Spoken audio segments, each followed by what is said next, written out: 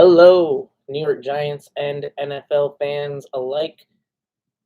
The best Sunday the New York Giants have had all season, right? Dallas Cowboys and Philadelphia Eagles get eliminated, one and done right off the bat. Um, no surprise here. The 49ers almost blew that game, though. And it sucks to know that it ended the way it ended because the Niners, they only had a 6-point lead, and the Cowboys were right there.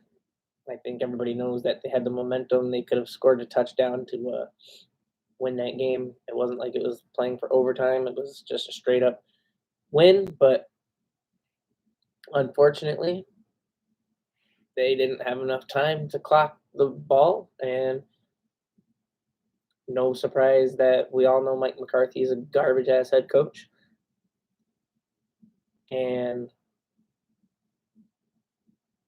who expected the Bills to murder the Patriots? Like the Chiefs got a game ahead of them because man, the fact that they ended up blowing out the Steelers after Steelers won the first quarter, I believe they won, right? 7-0. Let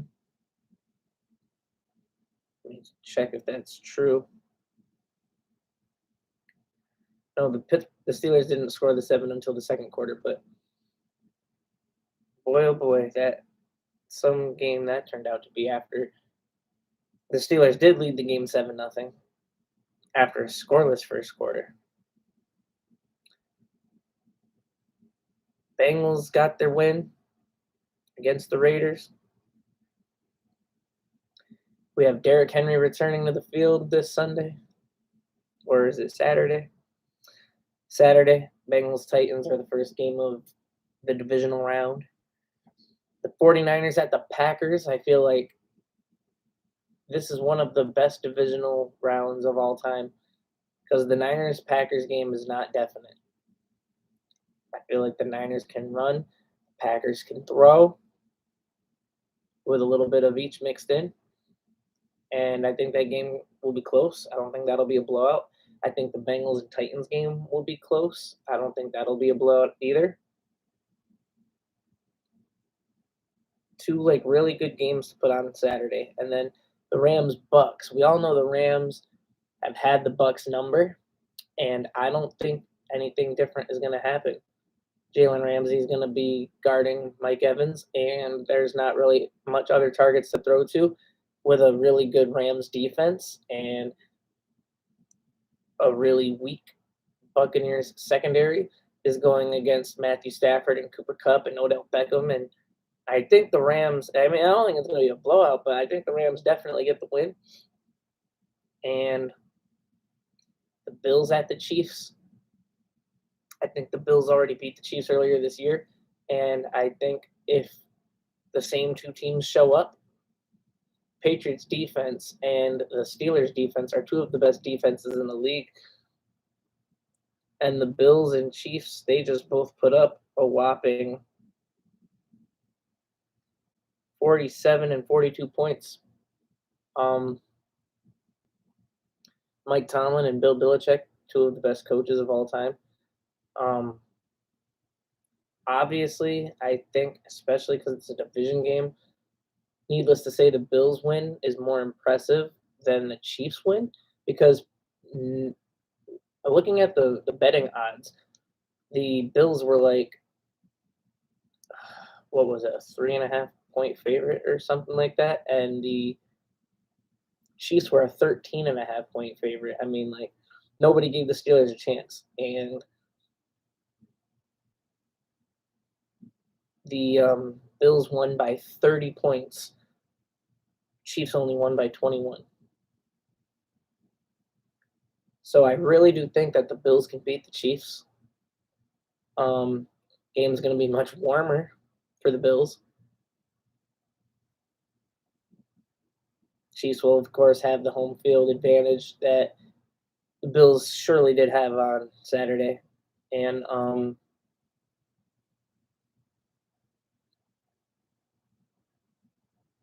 yeah, that pretty much covers up the divisional round.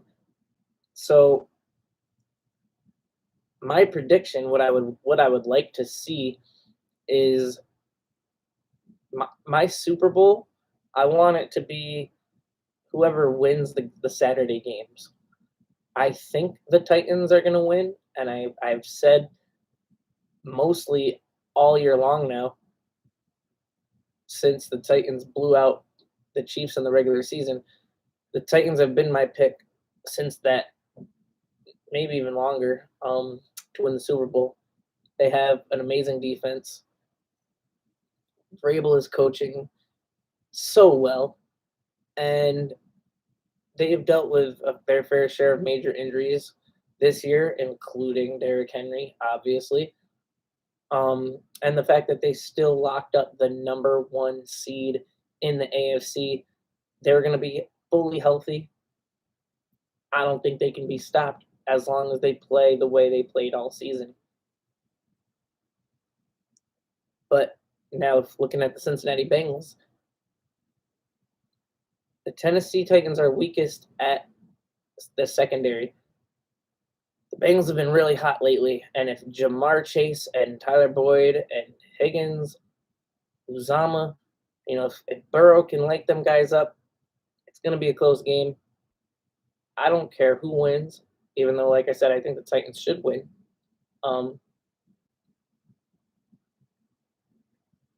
And then the 49ers Packers, whoever wins that game, 49ers already proved they can beat the Rams. Head coach matchup, 6 in a row. I don't think the Bucs can beat the Rams. And I don't think either team can beat the Packers or the 49ers. However, if it's the Bucs-Packers rematch from last year's NFC Championship game, we obviously know that defense can shut Rodgers down. I thought the Rams would be able to shut down Rodgers because of that same thought process, but the Packers beat the Rams on, what was it, Sunday afternoon? Sunday night? I don't know. But like I said, and then the Titans, they beat the Bills and they beat the Chiefs in the regular season. The Bengals beat the Chiefs. I don't know if the Bengals played the Bills or not. Let's check.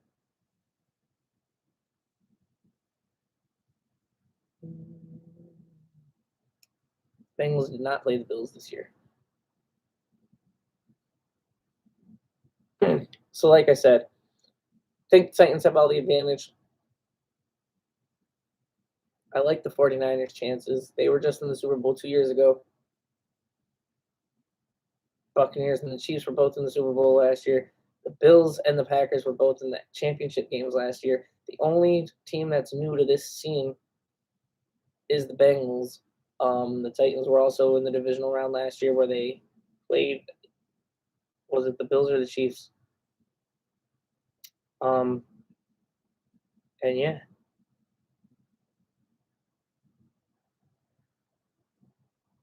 Everybody predicted the Rams to get here when they got Matthew Stafford. And it's, what am I trying to say? Either way, I like all the Saturday teams. If the Bengals can stay hot, it would be a shame if they beat the Titans and then lose the AFC Championship game.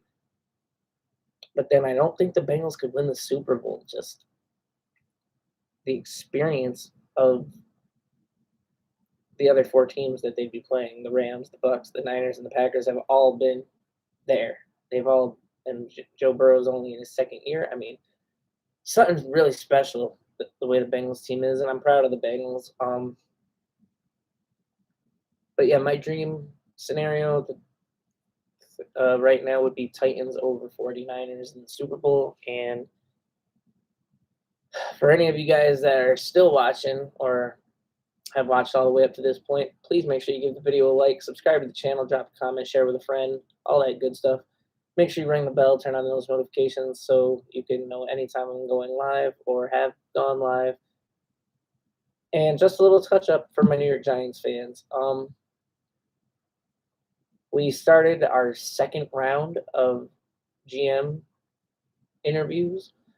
The Bills, Joe Shane or whatever his name is, still looks to be the lead candidate, and I really like that for the chances of bringing in Brian Dabble.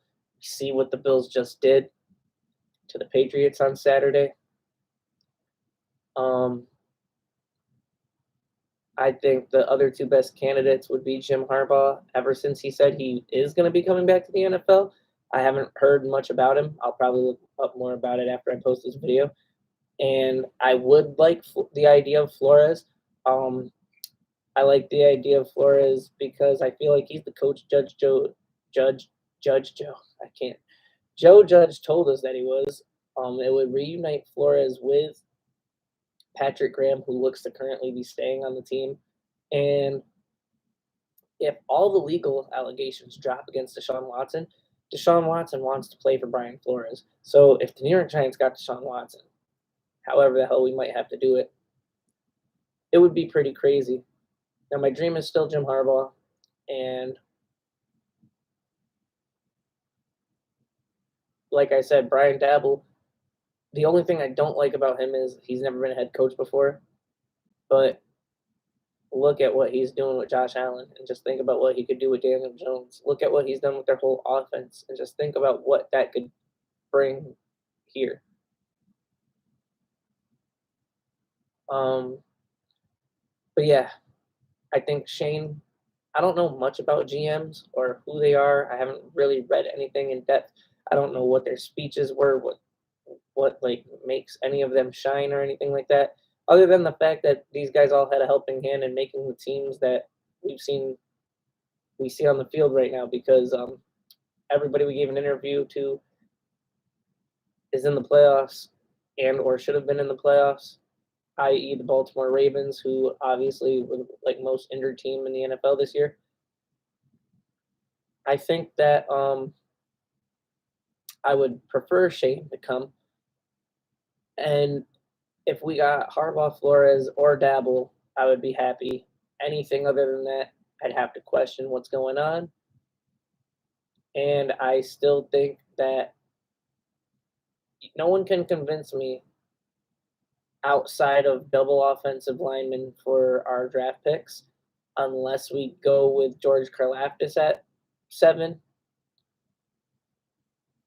Like, I wanted an edge last year. We got Azeez Ojulari. I don't think we really need an edge anymore unless we're going to let Leonard Williams go or something like that. So, or we're going to switch our defensive scheme and go back to what I would prefer, because back when we had Strahan and OC and JPP and trying to remember who our other edge rusher was with JPP, but either way, what do we run, the 3-4 now, and we used to run the 4-3. All I know is that we won Super Bowls with the 4-3, and we haven't done shit in the 3-4. So I just think that, 4-3 has always been traditional football. That's always been the best way to stop the run, get pressure on the quarterbacks, and help the secondary out. So I never really understood a 3-4, especially when we're not even blitzing. Isn't that what the point of having 2 outside linebackers is to rush the quarterback? And I feel like we don't do a good job of that right now. Patrick Graham hasn't impressed me. Our defense went down instead of up. So I don't know why he's still on the team. I really don't like the idea, but got to trust the process. We'll see where everything goes, and I just hope for the best for the New York Giants. Did a mock draft today. Think it would be pretty cool to trade the 7th pick down with somebody like the Broncos or somebody and still be able to land like Tyler Linderbaum. I don't like reaching for Linderbaum at 7, but I mean, we're far away from the draft, so who knows what'll happen? Who knows if guys will rise or fall, or how their pro days will look. But if people are still thinking that Linderbaum is like one of the best offensive linemen, and the only reason he's ranked so low is because it's a center or whatever, then I think he is worth it at 7. But otherwise, taking Cross and Ekwonu look really good. I highly doubt Neal will fall to us at 5. Like I said, just whoever the best options are. Andrew Thomas is our left tackle. If we keep Gates at center and draft somebody else, it's cool. But if we take Linderbaum and we put Linderbaum at center and move Gates to guard, everything is cool. And then we could put Cross at right tackle or Aquanu at left guard or right tackle. We could keep Shane Lemieux. There's the one guy, his name is like Bilali. He's like 6'9". We could take him in the second round and put him at right tackle. I don't know how that would be. Like, I'm not a general manager. It's not my job. So all I know is that we do really need to revamp the offensive line, get 2 or 3 new starters out there, and really just help protect Daniel Jones, make him somebody that's never touched, some guys that can help open up holes for Saquon. Hopefully DJ and Saquon, very injury-prone guys, can stay healthy and get as healthy as they possibly can be and not get hurt next year. That's all we can hope for. And if they get hurt again this year, that's it. You cannot. Definitely DJ. DJ's got nothing going for him. But Saquon, I understand why a lot of people want to keep him. But if they get hurt again this year, they got to go. They're detrimental to the team, and it sucks, but it is what it is, and that's that. So, defensive lineman Davis from Georgia, if he falls to us in the second round, heard people say that could be a steal pick right there. But yeah, that's all I got right now, guys. If you watched all this way, please subscribe and comment, share, turn on the bell, get those notifications. Till next time, on The Reality, I love everybody that loves me. Peace out, guys. Have a great day.